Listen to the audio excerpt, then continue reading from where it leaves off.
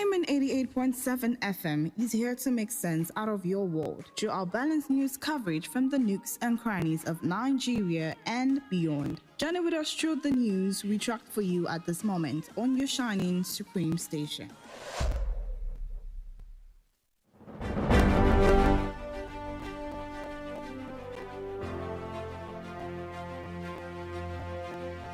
From the news desk of Diamond 88.7 FM Iroyin, this is News on the Hour.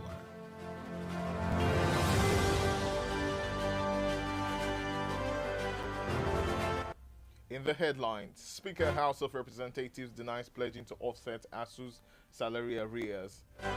Osun State Governor disbands Osun Mining Task Force. Cholera kills 583 people in 11 months in Nigeria. On the foreign scene, Bangladesh opens first metro line in Dhaka.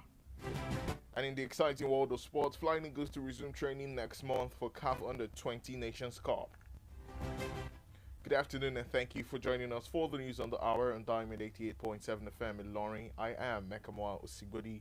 You can listen to us via our website www.diamondfm.net or watch us live on Facebook at Diamond 887 FM and YouTube Diamond FM Iroyin. We bring you details of the news after this break.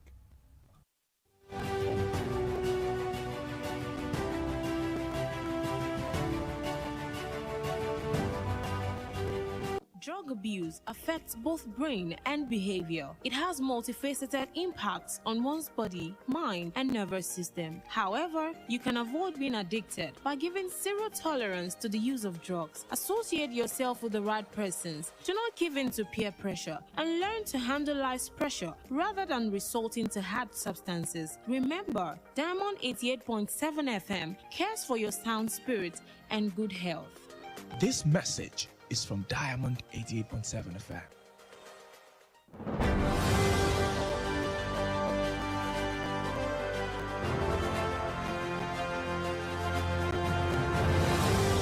Welcome back. Now the news in detail. The Speaker of the House of Representatives, Femi Gbajabiamila, has denied committing himself to offset the arrears of salaries owed members of Academic Staff Union of Universities ASU by the federal government.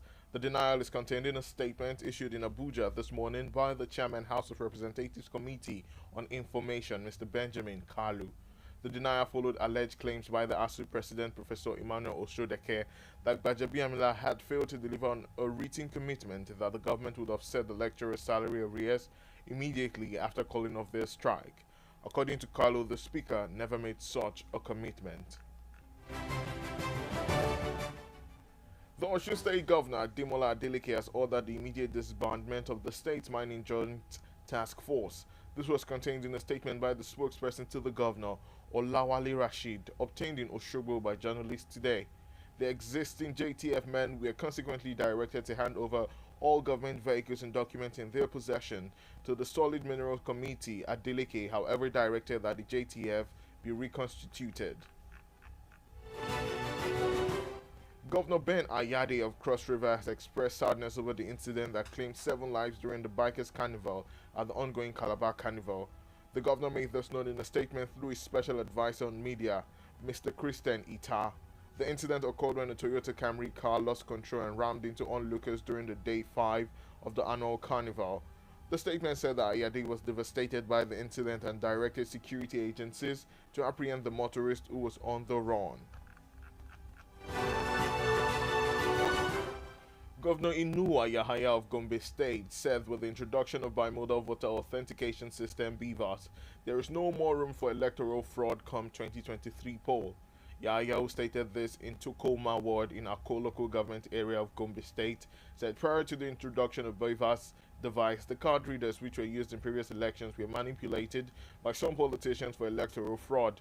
The governor said the BVAS had been introduced by the Independent National Electoral Commission, to avert such electoral frauds. He said he remained confident that if the 2023 elections were to be held any time, the All Progressive Congress APC candidates at all levels would win elections in the state. A total of 583 deaths have been recorded from cholera, while 23,550 people are suspected to have been infected with the disease from January to November 27, 2022. The Nigeria Center for Disease Control (NCDC) disclosed this in its latest weekly cholera situation report made available to journalists. The report revealed that the suspected cases were reported across 270 local government areas in 33 states. The report showed that of the suspected cases since the beginning of the year, the age group 5 to 14 years is the most affected. 49% are males and 51% are females. A deserter from the Nigerian army identified as Unwangu Chiwendu has been arrested in Imo State. Chiwendu was said to have left the Nigerian army to team up with the paramilitary arm of the indigenous people of Biafra in January. He was accused of training IPOB members on the use of weapons. According to a statement made available to newsmen, the suspect confessed to participating in the killing of one person and abduction of 2 foreigners, among others, in the state. The news on the hour is reaching you from Diamond 88.7 FM Ilorin. We'll go on a break now. After that, we bring you foreign and sports news. Do stay with us.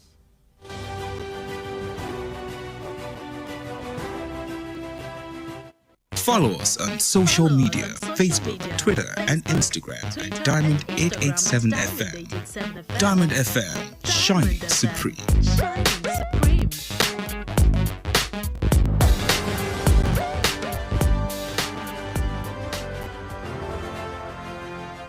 Welcome back from the break. You're still listening to the news on the hour, reaching you from Diamond 88.7 FM in Ilorin. Now we move on with the rest of the stories. On the foreign scene, Bangladesh capital Dhaka inaugurated its first ever metro rail line today as authorities work to ease congestion that has throttled growth and inflamed tempers in the gridlocked metropolis. Dhaka is one of the world's most densely populated cities, and daily commutes along its car-clogged roads are a source of constant frustration for its 22 million people. The new elevated train network has been in development for nearly a decade and is slated to grow to over 100 stations and 6 lines crossing the city by 2030. The development saw the start of operations on a section of the first line connecting a neighborhood on Dhaka's ferry with the city center, built with a $2.8 billion price tag and largely funded by Japanese development funds. And we move on to the exciting world of sport, where the Nigerian male under-20 national team Flying Eagles will resume the final phase of campaign for the forthcoming Africa Under-20 Cup of Nations on January 7, 2023. Flying Eagles head coach Ladan Boso revealed that their preparations for the Africa Under-20 Cup of Nations would be in Spain or Morocco. The 2023 Under-20 AFCON will be played in Egypt between February 19 and March 11, with the top 4 teams qualifying for the Under-20 World Cup in Indonesia in May. The Flying Eagles are drawn in Group A along with host Egypt, Senegal, and Mozambique. Boso also disclosed that they will be looking to add some experience in defense and attack with call-up of some foreign-based professionals. And with that, we have come to the end of the news on the hour, but before we go, here is the recap of the major highlights.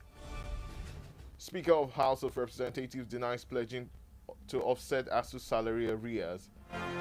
Osun State Governor disbands Osun Mining Task Force. Cholera kills 583 people in 11 months in Nigeria. On the foreign scene, Bangladesh opens first metro line in Dhaka.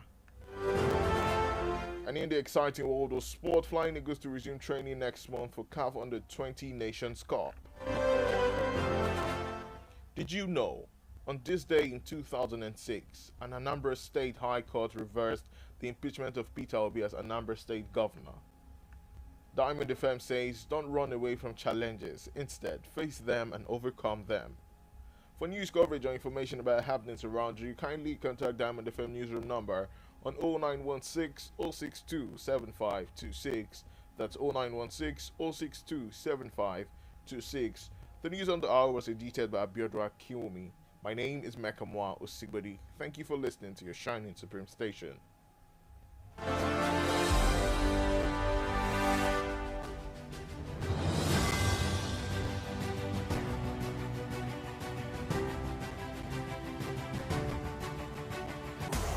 best music on the best station. 88.7.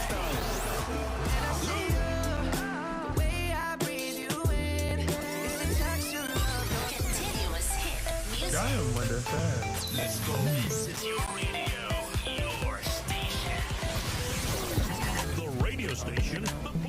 nothing but the best music. All you need is Diamond 88.7 FM. You don't need no other body.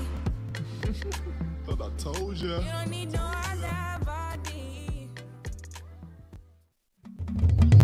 ká lè mọ kí lè lọ lẹ́sẹ̀ kòkó ìròyìn ètò àṣà àti ìṣe tí mọ eré ìdárayá orin àgbọ́mọ̀ lè lọ ìkànnì tó ṣe iyebíye ni kò lẹ́lẹ́gbẹ́ Diamond 88.7 FM Ìlọrin ó ti dàràbà. látinú yàrá ìròyìn Diamond 88.7 FM Ìlọrin ìròyìn ẹ̀kúnrẹ́rẹ́.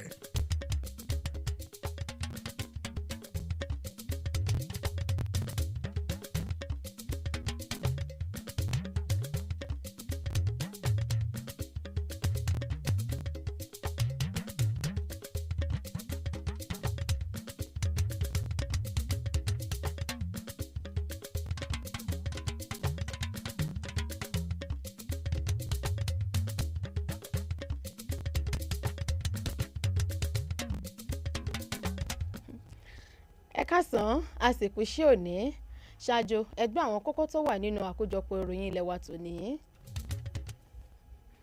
abẹnugan ilé aṣojú-ṣòfin ilẹ̀ yìí tako jíjẹ́jẹ́ àti san gbogbo gbèsè àjẹ́lẹ̀ àti ẹ̀tọ́ àwọn òṣìṣẹ́ ẹgbẹ́ ASUU. gómìnà ìpínlẹ̀ Ọ̀ṣun tú ikọ̀ afarajológun tó wà nígbẹ̀nu ìwakùsà ká. àìsàn kọ́lẹ́rà dẹ́mi èèyàn tí wọ́n lé ní 500 légbodò ní oṣù mọ́kànlá. nílẹ̀ òkèèrè Bangladesh ṣiṣọ́ lójú iṣẹ́ àkànṣe ojú irin àkọ́kọ́ ní Dhaka. lábala ìròyìn eré ìdárayá ikọ̀ Flying Eagles yóò bẹ̀rẹ̀ ìdánilẹ́kọ̀ọ́ lóṣù tó ń bọ̀ fún ìdíje ìgbafẹ́ àwọn ọ̀jẹ̀wẹ́wẹ́ tí ọjọ́ orí wọn kò ju ẹni 20 ọdún lọ. ẹ káàsán ẹ sì ṣeun bí ẹ ti ń darapọ̀ mọ́ wa fún àkójọpọ̀ ìròyìn ilé wa tòní. ẹ má gbàgbé pípẹ́ lè rí wa gbọ́ lórí àti àlùjára www.diamondfm.net tàbí láwòká YouTube @Diamond 887 FM. ẹ̀kúnrẹ́rẹ́ ìròyìn náà ń bọ̀ lẹ́yìn ìdánudúró ráńpẹ́ yìí. Ruth Oladipupo ló kọ mi.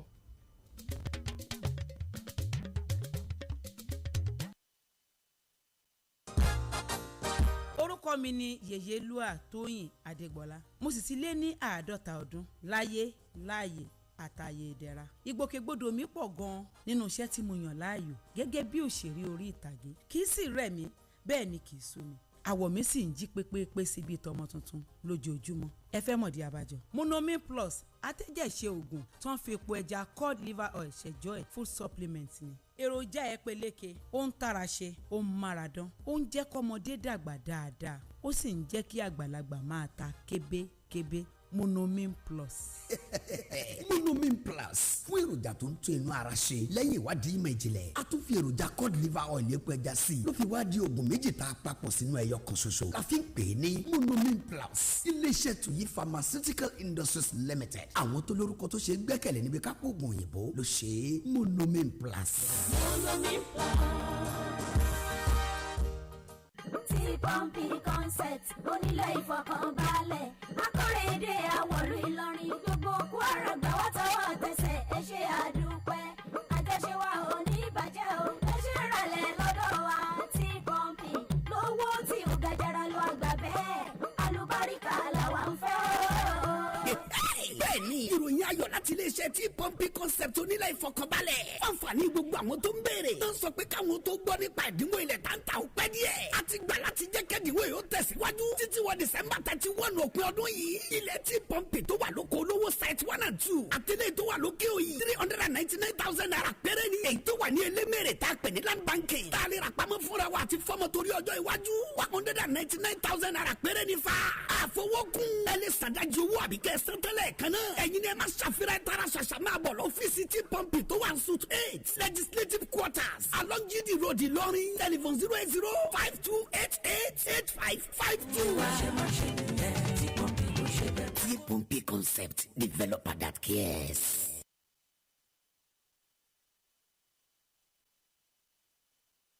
ìròyìn ẹ̀kúnrẹ́rẹ́ láti ilé iṣẹ́ Diamond FM.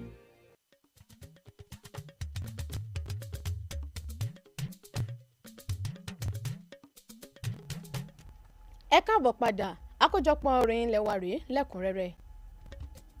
Abẹnugan ilé aṣojú-ṣòfin Fẹ́mi Gbàjàbíàmílà ti tako ìròyìn pé òun jọ̀ǹda ara òun láti jẹ́jẹ́ nípa sísan gbèsè owó oṣù àwọn òṣìṣẹ́ ilé ẹ̀kọ́ gíga ilẹ̀ yìí pẹ̀lú báwọn òṣìṣẹ́ ọ̀hún ṣe gùn lé ìyanṣẹ́lódì ọlọ́jọ́ gbọọrọ nínú àtẹ̀jáde tó fi síta láti pàṣẹ alága àjọ tó wà fọ́rọ̀ àwọn oníròyìn ní ilé ìgbìmọ̀ asòfin àgbà ilẹ̀ yìí ló ti ní irọ́ tó jìnnà sí òótọ́ òun náà ni ìròyìn tí ẹgbẹ́ àwọn òṣìṣẹ́ tí wọ́n ń gbé sùnmọ̀mí rẹ̀ káàkiri o bí ọ̀bá gbàgbé ṣáájú òun náà ni ẹgbẹ́ àwọn òṣìṣẹ́ láwọn iléèwé gíga ilẹ̀ yìí hásò láti pàṣẹ ọ̀jọ̀gbọ́n Emmanuel Oṣodẹ̀kẹ́ tí ń ṣe ààrẹ wọn ti sọ di mímọ̀ wípé ṣáájú àsìkò yìí kí àwọn tó ṣẹ́wélé ìyanṣẹ́lódì tí wọ́n gùn lé òun náà ni abẹnugan ilé ìgbìmọ̀ aṣojú-ṣòfin ilẹ̀ yìí ti gbẹnu ìjọba àpapọ̀ orílẹ̀-èdè Nàìjíríà sọ̀rọ̀ o ìpè ní kété tí wọ́n bá ṣẹ́wélé ìyanṣẹ́lódì tí wọ́n gùn lé náà ni wọ́n san gbogbo gbèsè àti àjẹ́lẹ̀ tí ìjọba àpapọ̀ ilẹ̀ yìí jẹ wọ́n ní ìfèsì sí ọ̀rọ̀ náà. Abẹnugan ilé aṣojú-ṣòfin ilẹ̀ yìí Fẹ́mi Gbàjàbíàmílà ó ní irọ́ tó jìnnà sí òótọ́ ó ní ìròyìn tí ẹgbẹ́ àwọn òṣìṣẹ́ láwọn iléèwé gíga ilẹ̀ yìí ń gbé sùnmọ̀mí rẹ̀ káàkiri. Gómìnà ìpínlẹ̀ Ọ̀ṣun Adémọ́lá Adélékè ti pa á láṣẹ o kí wọ́n tú okùn òfin kúrò lọ́rùn àwọn ikọ̀ tó wà nígbọnú ìwakùsà. Èyí jẹyọ nínú àtẹ̀jáde tí agbẹ̀rọ̀sọ gómìnà ọ̀hún Ọláwálé Rasheed síta nílùú Òṣogbo. Bákan náà ni wọ́n pa á láṣẹ fún ikọ̀ JTF ọ̀hún láti yọ̀ǹda gbogbo àwọn ẹrù ìjọba nínú èyí tí wọ́n ti tọ́ka sí àwọn ọkọ̀ àtàwọn ìwé tó wà fún ikọ̀ wọn fáwọn ìgbìmọ̀ tó wà nígbọnú ohun àlùmọ́ọ́nì ní ìpínlẹ̀ Ọ̀ṣun. Gómìnà Ben Ayade ti ìpínlẹ̀ Cross Rivers ti fẹ̀dùn ọkàn sí ìṣẹ̀lẹ̀ láabi èyí tó mú ẹ̀mí èèyàn 7 lọ níbi pọ̀pọ̀ṣìnṣìn ayẹyẹ carnival tìlú Calabar. Gómìnà ń sọ̀rọ̀ yìí nínú àtẹ̀jáde tí olùdámọ̀ràn gómìnà fún ìròyìn ọ̀gbẹ́ni Christian Hita fi síta. Ìṣẹ̀lẹ̀ náà ló wáyé o lẹ́yìn tí ọkọ̀ Toyota Camry kan sọ ìjánu rẹ̀ nù tó sì lọ́ọ́ forí sọ àwọn olùwòran níbi ayẹyẹ pọ̀pọ̀ṣìnṣìn ọdún carnival tí ìlú Calabar tí wọ́n ṣe. Gómìnà Ben Ayade ó kẹ́dùn pẹ̀lú àwọn mọ̀lẹ́bí tí wọ́n pàdánù èèyàn wọn níbi ìṣẹ̀lẹ̀ ọ̀hún. Gómìnà Inuwa Yahaya ti ìpínlẹ̀ Gombe ti sọ pé pẹ̀lú àgbékalẹ̀ ìmọ̀-ẹ̀rọ tó ń ṣe àyẹ̀wò àwọn olùdìbò ìyẹn BVAS kò ní sí ààyè fún èyíkéyìí olóṣèlú tàbí ẹnikẹ́ni láti wá mọ̀kàrúrù ta ìbò ra ìbò bó bá di àkókò ètò ìdìbò. Yahaya sọ̀rọ̀ yìí ní pàǹtà ṣẹ́fọ̀n ní wọ́ọ̀dù Tọ́kámá ní ìjọba ìbílẹ̀ Akko ní ìpínlẹ̀ Gombe. Gẹ́gẹ́ bó ṣe wí o ó ní ṣáájú àgbékalẹ̀ ìmọ̀-ẹ̀rọ BVAS card readers tí wọ́n ń lò tẹ́lẹ̀ ó máa ń gba àwọn olóṣèlú láàyè láti wá màgòmágó láàkó ìdìbò àmọ́ tí ìmọ̀-ẹ̀rọ èyí tó ń ṣe àyẹ̀wò olùdìbò tí wọ́n gbé kalẹ̀ ọ̀hún BVAS yóò ṣe adínàdókò fáwọn ìwà láabi tó máa ń sábà wáyé láàkó ìdìbò pẹ̀lú ìfọwọ́sọ̀yà pé gbogbo àwọn tí wọ́n ń díje lábẹ́ àṣẹ ẹgbẹ́ òṣèlú APC náà ni yóò jáwé olúborí bó bá di ọdún 2023. Wáyé ọwọ́ ti tẹ ọ̀kan lára àwọn òṣìṣẹ́ ológun ilẹ̀ yìí tí wọ́n pè ní Nwago Chiwendo ti ilẹ̀ Ndoyeka ní ìpínlẹ̀ Imo. Chiwendo ni ó fi ikọ̀ ológun sílẹ̀ láti lọ́ọ́ mọ́ kọ́ àwọn ọmọ ikọ̀ tó ń pè fún ìdásílẹ̀ ilẹ̀ lómìnira Biafra èèyàn IPOB lóṣù kínní tí wọ́n sì fẹ̀sùn kàn pé ó ń ṣe ìdánilẹ́kọ̀ọ́ láti ṣe ìrónilágbára fún àwọn ikọ̀ IPOB. Nínú àtẹ̀jáde tí afurasí ọ̀hún tó ti fi síta òun náà ni afurasí náà ti ń kà bòròbòrò ìpè lóòótọ́ àti lódodo ó ní òun kópa nínú dídẹ́mi ẹnìkan légbodò tí òun sì jí àwọn ará òkè òkun gbé àti àwọn iṣẹ́ láabi míì tí òun lọ́wọ́ nínú ẹ̀. Bí ẹ bá ẹ̀ṣẹ̀ ń darapọ̀ mọ́ àkójọpọ̀ ìròyìn ilẹ̀ wa náà lẹ́ ń tẹ́tí sí láti kọ́ni Diamond 8.7 FM nílùú Ìlọrin. Ìyókù ìròyìn ọ̀hún tilẹ̀ òkèèrè àti eré ìdárayá ń bọ̀ lẹ́yìn ìdánidúró ráńpẹ́ yìí.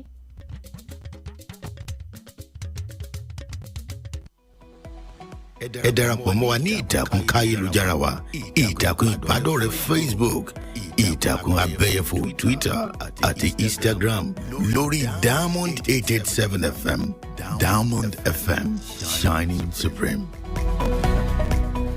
Ìròyìn ẹ̀kúnrẹ́rẹ́ láti ilé iṣẹ́ Diamond FM.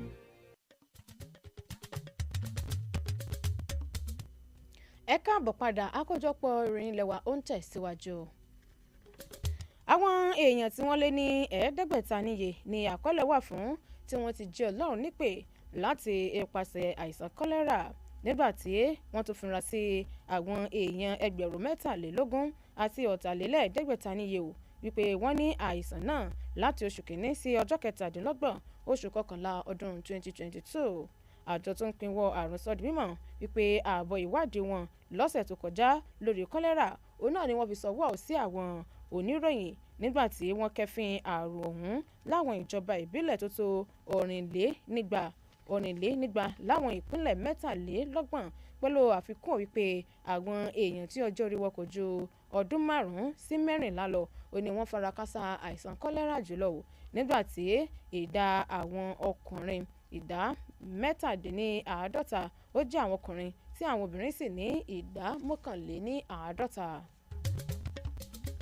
Wáyé onílẹ̀ òkèèrè Bangladesh ti ṣe ìfilọ́lẹ̀ ojú irin àkọ́kọ́ irú ẹ̀ tó lówó ra jùlọ lónìí nígbà tí àwọn aláṣẹ orílẹ̀-èdè ọ̀hún mọ̀ọ́mọ̀ gbé ìgbésẹ̀ náà láti faradẹ àwọn ará ìlú tí yóò sì ti wá gbódẹ́kun súnkẹrẹ-fàkẹrẹ ọkọ̀ tó máa ń wáyé láwọn ojú ọ̀nà tí wọ́n máa ń gbà jùlọ.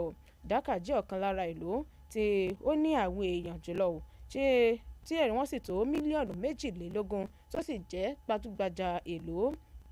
Iṣẹ́ àkànṣe ojú irin náà ó ní wọ́n ti bẹ̀rẹ̀ iṣẹ́ lórí ẹ̀ láti bí ọjọ́ díẹ̀ tí àwọn aláṣẹ ilẹ̀ ọ̀hún sì fìdí ẹ̀ múlẹ̀ pé lójú náà ti faradẹ àwọn aráàlú ó ní wọ́n fi ṣe àgbékalẹ̀ iṣẹ́ àkànṣe ojú irin náà.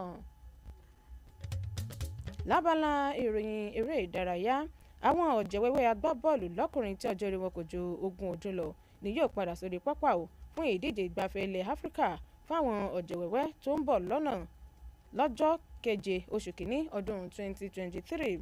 Nínú àtẹ̀jáde tí akọ́nimọ̀ọ́gbá ikọ̀ Flying Eagles fi síta Ladan Bossou ló ti sọ lójú ẹ̀ wípé ìgbáradì àwọn ọ̀jẹ̀wẹ́wẹ́ ọ̀hún yóò wáyé ní orílẹ̀-èdè Spain àti Morocco. Ìdíje AFCON náà ó ní wọn yóò gbá nílẹ̀ Egypt láàrin ọjọ́ 19 oṣù keje àti ọjọ́ 11 oṣù kẹta ọdún 2023. Àwọn agbábọ́ọ̀lù 4 ọ̀tọ̀ọ̀tọ̀ tí wọ́n lé ọwọ́ iwájú nínú ìdíje àwọn ọ̀jẹ̀wẹ́wẹ́ tó wáyé ní Indonesia lóṣù kẹrin ọdún yìí òun náà ni wọn yóò kópa nínú ìdíje ọ̀hún tí Egypt, Senegal àti Mozambique yóò ṣe gbàlejò wọn. Bossou fi kún wípé òun yóò pe àwọn amójúlẹ́jà tí wọ́n ti ní ìrírí láti jọ ṣe ìdíje ọ̀hún kó lè yọrí sí ayọ̀ àti àlàáfíà. Kí n tó mú àkójọpọ̀ ìròyìn ilẹ̀ wa tòní wá sópin ẹgbẹ́ àwọn kókó tá mẹ́nubà lẹ́ẹ̀kan sí i. A ti mú wá fún yín pé abẹnugan ilé aṣojú-ṣòfin tako jíjẹ́jẹ́ àti san gbogbo gbèsè àjẹ́lẹ̀ àti ẹ̀tọ́ àwọn òṣìṣẹ́ ẹgbẹ́ ASUU. Bẹ́ẹ̀ náà la mú wá fún yín pé gómìnà ìpínlẹ̀ Ọ̀ṣun tún ikọ̀ ìfarajọ ológun tó wà nígbàánu wa kùsà ká. Ní ìròyìn ti ilẹ̀ wa ń bí a mú wá fún yín pé àìsàn kọ́lẹ́rà dẹ́mi èèyàn tí wọ́n lé ní 500 légbodò lóṣù kọkànlá ọdún yìí.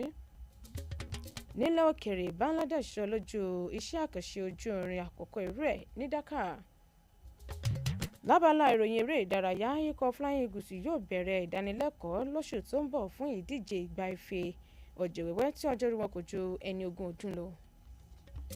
Ká tó mọ lọ ẹgbẹ́ iṣẹ́ pàtàkì ta ní fún yìí ǹjẹ́ mọ̀ pé ọjọ́ òní nínú ọdún 2006 ilé ẹjọ́ gíga ìpínlẹ̀ Anambra kó ọ̀rọ̀ ẹnu rẹ̀ jẹ lórí yíyọ Peter Obi kúrò bí ẹni yọ jìgá nípò gómìnà. Iléeṣẹ́ Diamond sọ lónìí wípé má ṣe sá fún èyíkéyìí àwọn ìlàkọjá tàbí ìdojúkọ, gbìyànjú láti dojúkọ wọn kí o sì borí. Bóyá ní ohunkóhun tẹ́bi tó wa létí ní iléeṣẹ́ yìí ẹ kàn sí ojú òpó tó lè já ẹ̀ka yàrá ìrìn iléeṣẹ́ wa 09160627526. Abíọ́dún Akínwùmí ní olóòtú Ruth Oladipupo ló kọ mi. Ẹ ṣeun bí ẹ ti ń tẹ́tí sí wa.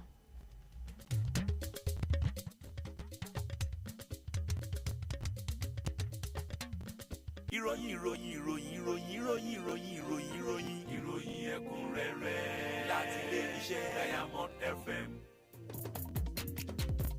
rédíò Diamond 88.7 FM láyé ń gbọ́ lásìkò tá a wà yìí o torí pé bíjí bá lugi bírin bá lurin ọ̀gá dójú kan bí ṣẹ̀kẹ̀rẹ̀ bá dún bá gbogbo bá dún ariwo jura wọn.